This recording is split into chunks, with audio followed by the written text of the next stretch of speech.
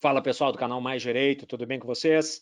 Vamos à sequência aqui num bate-papo relacionado a coronavírus, Covid-19, nessa situação, nas repercussões jurídicas dessa pandemia, olhando pela visão, olhando pelo olhar ficou ótimo, né? Eu vou trabalhar isso certinho. Mas no ponto de vista do empresário que vai se encontrar naquela situação de fechamento das suas atividades, de aperto econômico, de falta de receita, de queda de receita, e para poder falar o que esse empresário deve fazer, eu trouxe 3 grandes profissionais aqui, o Vitor, o Leônidas e o Léo, para bater um papo com vocês a respeito desse assunto tão importante, porque afinal de contas o empresário é praticamente um herói no direito brasileiro para poder conseguir sobreviver em tanta burocracia, com tantas dificuldades. E, querendo ou não, grande parte dos nossos empregos são gerados pelos pequenos e pelos médios negócios. Então é importante que eles consigam se sustentar no mercado para poder conseguir favorecer o empregado desses empresários também. Então, vamos ouvi-los.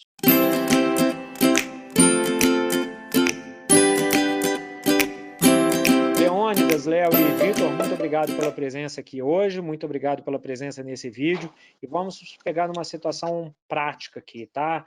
Leônidas, não tem sido raros os casos daqueles empresários chegarem até mim, ou provavelmente até você, o Léo e o Vitor, com uma situação seguinte: poxa, eu tinha um comércio, meu comércio foi determinado que ele não funcionasse, eu não tenho como vender nada, meu faturamento praticamente caiu a zero, só que eu tenho empregados, eu tenho fornecedores, eu tenho contrato de locação, eu tenho tributo, eu tenho muita coisa para poder pagar sem receita.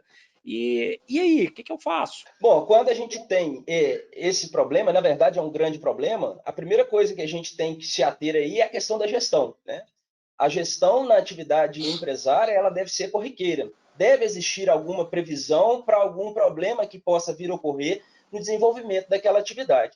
Então, se eu recebo esse questionamento de algum empresário, a gente tem que abrir para 2 questões propriamente ditas. Existe uma crise, conforme a gente até já discutiu em outro vídeo, né? Qual é o tipo dessa crise? E aí a gente tem que passar para uma gestão do passivo, como a gente até falou com o professor Leonardo, né, no outro vídeo, identificar algumas questões trabalhistas que a gente pode fazer. Oi? Pode Você continuar, levantou eu o... apontei porque vai aparecer no link aqui. Ah, sim. Fazer uma gestão do passivo com um foco no direito do trabalho, né, nas questões trabalhistas ali, para ele evitar ali um passivo trabalhista, fazer uma gestão também desse passivo com uma vertente tributária, que é o que é mais corriqueiro, né, quando a gente fala na realização da gestão do passivo, e principalmente na gestão da crise. Né? O empresário ele deve se atentar para a questão da gestão da crise. Como que eu vou continuar com a minha produtividade? Quais as medidas que eu vou tomar para o aumento dos meus custos operacionais? Como que eu vou fazer o equilíbrio entre o ativo e o passivo que vai surgir nesse momento? Então, na minha concepção, aí é uma questão de gestão. Eu tenho que estudar mecanismos jurídicos e mecanismos administrativos para estar apresentando para esse empresário, para ele conseguir fazer a gestão da crise e a gestão do seu passivo nesse momento. Léo, você pode complementar? Eu achei muito pertinente a colocação do Leônidas, Franco, no sentido de que essa gestão ela tem que acontecer diariamente, e mais, agora nesse momento de crise, e principalmente no exemplo que você deu, né, do comércio que não está vendendo mais, o empresário tem que estar muito preocupado com o caixa. O caixa, ele na verdade, ele pode minar uma empresa se não houver uma gestão adequada do caixa. Muitas das vezes o advogado vai ter a oportunidade no dia a dia, com a experiência que a gente vem acumulando, de tratar com diversos tipos de negócios a cada dia, de orientar o empresário a escolher aquilo que é mais relevante para o negócio dele. Tem momentos que nós estamos falando de crise, tem momentos que o empresário tem que fazer escolhas, e essas escolhas, muitas vezes, elas são excludentes. Às vezes você tem que escolher uma coisa e excluir outra do campo de atuação. Tamanha é a crise, porque a gente está falando de uma situação de excepcionalidade. Então, muitas vezes o empresário tem que focar naquele que é o seu fornecedor essencial e que ele não consegue substituir, na sua mão de obra, porque sem mão de obra, dentro de qualquer atividade empresarial, essa atividade não se sustenta, mesmo as menores, que também são contratantes de mão de obra, você colocou muito bem na introdução da sua pergunta, mencionando que são os grandes geradores de empregos, né? As pequenas empresas são os grandes geradores de emprego do país, e, nesse momento, então, focar naquilo que é o mais relevante para a atividade. Com isso, o empresário vai estar jogando seus esforços e jogando a sua capacidade financeira e de caixa para aquilo que é mais importante naquele momento. Aí sim ele fazer um trabalho, porque a solução da crise ela passa por fases. Tem a fase mais crítica, que é a inicial, e depois você tem os reflexos daquilo que você não conseguiu fazer, mas aí você tem uma gestão e uma administração menos traumática e mais tranquila ao longo do tempo. Vitor, alguma coisa a complementar? Não, perfeito. Eu achei a análise muito completa, aí, tanto do Leônidas quanto do Leonardo. E, de fato, é necessário que o empresário ele tenha o foco nas questões que vão ser mais relevantes para ele, né? Então, isso se aplica não só com relação aos fornecedores, mas também, às vezes, com relação aos clientes, né? Muitas vezes pode acontecer de boa parte do faturamento vir de clientes pontuais ali do empresário. Aí vai depender, obviamente, do ramo de negócio, né? Se é um restaurante é uma coisa, mas se é, por exemplo, uma consultoria de advocacia, é diferente. Você pode ter ali seus principais clientes. Então, o foco pode vir justamente nessa dispensa de atividades que fazem com que você perca mais tempo e lucre menos por outro lado.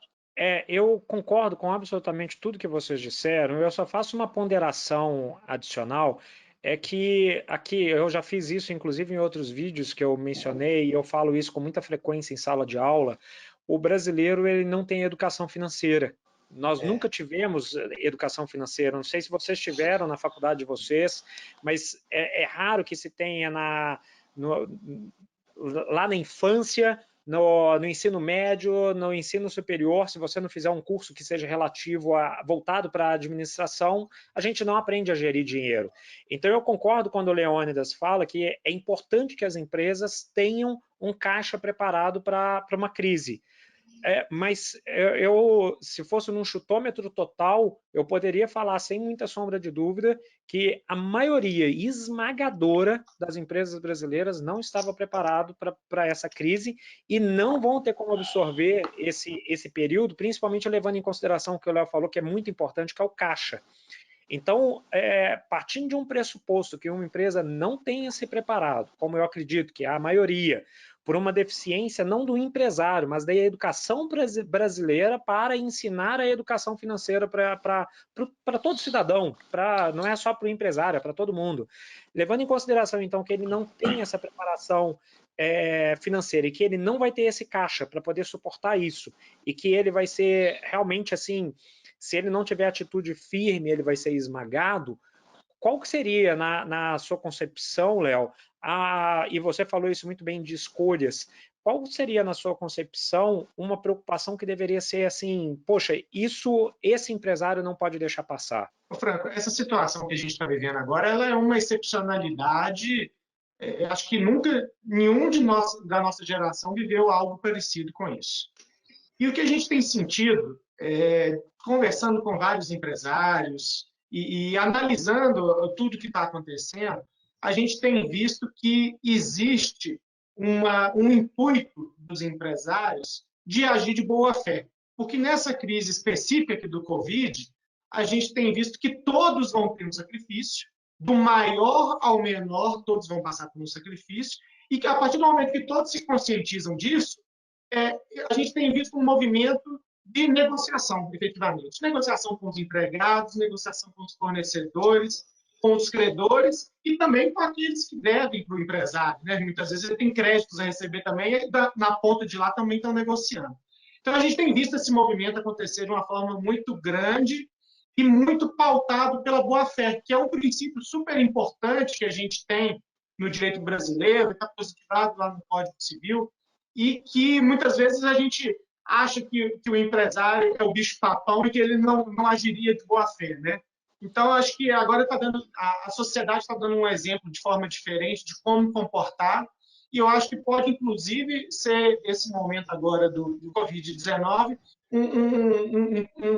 uma página virada, um novo momento nas relações empresariais, porque eu acho que elas estão se transformando e elas vão ser mais integrativas, mais complementares e mais sinérgicas, uma ajudando a outra, uma complementando a outra, muito mais do que já é hoje em dia. É uma opinião até que extrapola as questões jurídicas que a gente está aqui conversando no seu canal, mas eu acho que a gente pode dividir isso também com quem está escutando a gente, até para a gente tentar diminuir um pouco essa ansiedade que o pessoal está passando aí, que a gente não quer ver todo mundo ansioso, não. A gente quer solucionar os problemas de todo mundo. Eu queria passar a palavra para o Vitor, perguntando se ele teria alguma coisa a complementar, mas antes eu queria fazer um comentário que eu julgo muito importante, é que o público em geral enxerga, complementando o que você disse, o empresário às vezes como aquele cara que é o antiético, que é o imoral e que quer só sugar tudo que ele pode pela frente. Eu tenho vários anos de atividade advocatícia na área empresarial e eu falo que, infelizmente, eu já cruzei com alguns empresários que se enquadram nessa categoria, mas a maioria esmagadora daqueles com os quais eu lidei e com os quais eu continuo lidando, não, são com os advogados, são com os profissionais éticos, sérios e que realmente querem não só gerar emprego, como querem gerar, obviamente, o lucro dele, é o que ele está ali para poder fazer, e pagar o tributo. Então, assim, eu acho que essa visão distorcida é bom que a gente quebre, porque que a gente consiga desconstruir, porque o empresário, querendo ou não, principalmente o pequeno e o médio, e também o grande, o de grande porte, eles são geradores de emprego, eles pagam os tributos, e se eles tiverem força, os empregados também têm força para poder conseguir trabalhar e continuar. Então, esse vídeo que a gente está gravando hoje, ele interessa não só os empresários, mas também os empregados desses empresários, porque se continuar o negócio, eles têm a certeza do negócio deles. Vitor, alguma coisa para poder complementar? Não, perfeito. E eu queria complementar o seguinte, levando a mesma linha aqui do Leonardo, que é justamente essa questão de a gente ter uma necessidade de entendimento em um universo mais global, né?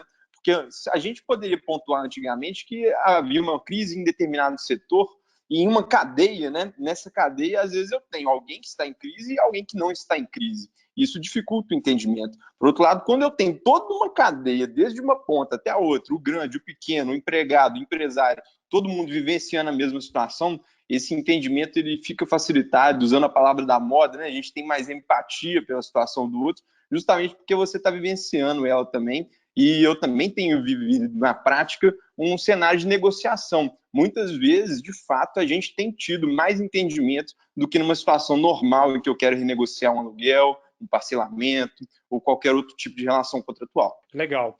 Ô, Leônidas, alguma coisa para complementar? Sim, complementando o que foi dito aí, tanto pelo Vitor quanto pelo Leonardo, o empresário hoje ele ocupa um papel muito importante no desenvolvimento da engenharia social. Então, nesse momento de crise, ele tem que focar no seu objeto essencial para que ele não deixe de atuar no desenvolvimento dessa engenharia social. E eu também acredito que essa questão da negociação, né, existente entre o empresário e todos aqueles que colaboram para o desenvolvimento daquela atividade empresarial, ela é essencial nesse momento. Porque o empresário ele precisa dessa colaboração do seu colaborador e o colaborador também precisa, né, de que aquela atividade continue sendo desenvolvida. Excelente. Léo, muito obrigado. Leônidas, muito obrigado. Vitor, muito obrigado. Para você que está aí de casa, para você que é empresário, a gente ainda tem mais vídeos aqui no canal sobre esse assunto. O próximo vídeo, por exemplo, a gente vai trabalhar com um assunto muito legal, que se refere tanto à teorema de Pareto, quanto teoria de jogos também. Então, vamos bater papo no próximo vídeo. Se você gostou desse daqui, dá sua curtidinha e não deixa de se inscrever no canal para você ser notificado nos outros vídeos. Um abraço à distância, por causa do coronavírus, e até o próximo vídeo. Fala, pessoal do canal Mais Direito, tudo bem com vocês? Opa! Ô, Rafael, eu tava bebendo água, tá de sacanagem comigo, né? Já retornei, então. Fala, pessoal do canal Mais Direito, tudo bem com você? A da água.